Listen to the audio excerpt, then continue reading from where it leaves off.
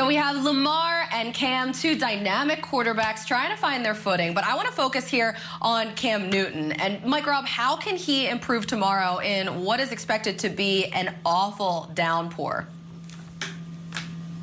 Yeah, I'm glad that video showed both of these quarterbacks running the football, right? They both run the football, but they do it in two different ways. Lamar is more of a scrambler, read option guy. Cam Newton is more of a design quarterback run type of a guy. So when you blitz these guys, when you blitz Lamar Jackson, he can get away from it. That's why you play zone.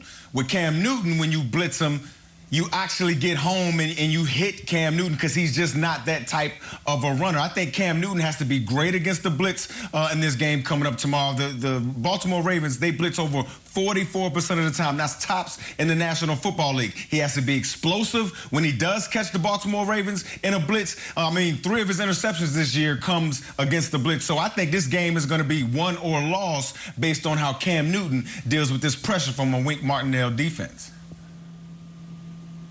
Think about how different our conversations are from the first 2 weeks of the season with Cam Newton and the Patriots. So much has changed. In fact, Cam Newton hasn't thrown a touchdown since September. But what they have been doing, the Patriots, is turning over the ball. They have 15 of them, and they've only faced one top 10 defense so far this season. That was the Niners. In that game, Cam Newton threw 3 interceptions, and now facing the Ravens, who are one of the top teams in takeaways, they could feast. This could become a huge problem, especially in the rain in Foxborough. So I'm really curious to see how this one is going to go down. And hey, have you heard, guys? Because if not, this is going to shock you.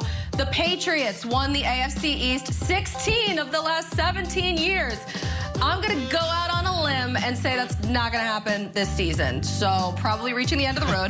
Buffalo leads the way here, 7-2, despite their modest point differential. The Bills looking to build their lead in the division tomorrow when Josh Allen meets up with Kyler Murray in another must-watch affair. Here is Murray. Murray wending his way. Touchdown, Cardinals. Boy, is he special. Josh Allen takes the snap, going to keep it himself, runs to his right, gets inside the 5, into the end zone, touchdown Buffalo. Short set, throws a deep ball. Left side, single coverage, and it is pulled in by DeAndre Hopkins, and he's got a touchdown. What a catch by Newton. Josh Allen rolling to his right, looks, fires, touchdown! Stephon Diggs somehow brought it in. This is Buffalo Bills football. Airing it out, middle of the field, he's got Kirk, touchdown, an 80-yard strike. Boy, it doesn't get much better than that. Those two, now they know how to score, am I right? Each has 24 total touchdowns this season. The only guys with more, just 2 Super Bowl champs, Russell Wilson and Patrick Mahomes. So they've been getting it done. Both Allen and Kyler Murray, they've elevated their game this season. Mike Robb, what do you want to see specifically from Josh Allen tomorrow? I want to see Josh Allen continue to be calm in the pocket. I talked about a few weeks ago him being erratic in the pocket, leaving the pocket early before the offensive lineman really knew where he would be. And the last couple of weeks, especially last week against the Seattle Seahawks, he was amazing. Throwing the ball out of the well, he threw for 415 yards, 3 touchdowns, and he was starting to play the game a little bit more with his eyes and his head, moving the defenders around. Again, if Josh Allen can continue this ascent, if he can continue this attack mode, I don't see many things stopping this Buffalo Bills team except the fact that they can't run the football with their running backs. I need to see a 4-minute offense from this Buffalo Bills team. That's really the last thing that they're missing. That's true. For me, I love a revenge angle, and we got 2 in this game, 1 on each team. John Brown, he's coming off his a career-best game for him, and I'm wondering if he's going to have a little extra motivation there in Arizona because we'll have Patrick Peterson most likely matched up there on Stephon Diggs, so Drake Kirkpatrick could be the guy that John Brown draws here. Now, Drake Kirkpatrick is questionable.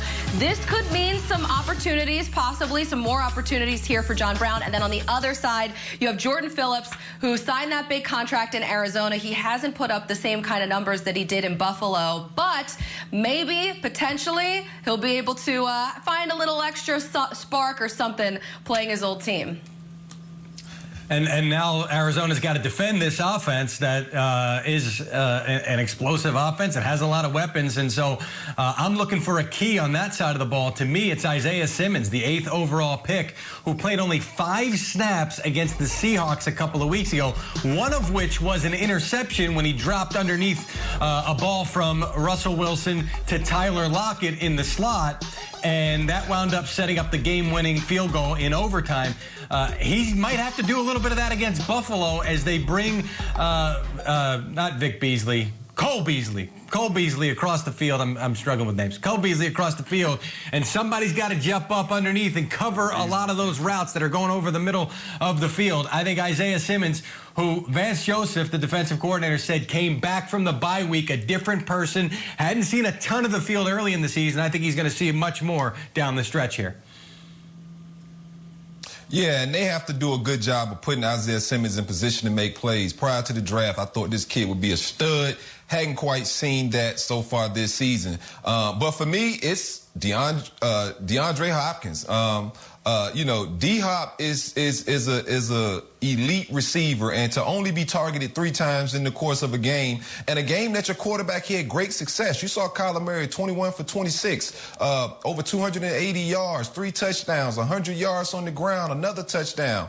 He can't do it by himself, especially against this Buffalo defense. Kyler Murray cannot do it by himself. He needs to get DeAndre Hopkins the football. And because Kyler Murray is so elusive, I don't see Buffalo being able to double-team DeAndre Hopkins. So he's going to have some one-on-ones with trade day. And so I'm looking forward to watching D-Hop get off the snide, only 3 targets, 3 catches. He needs at least 10. That's one of the huge matchups to watch this week. I couldn't decide between DK Metcalf and Jalen Ramsey or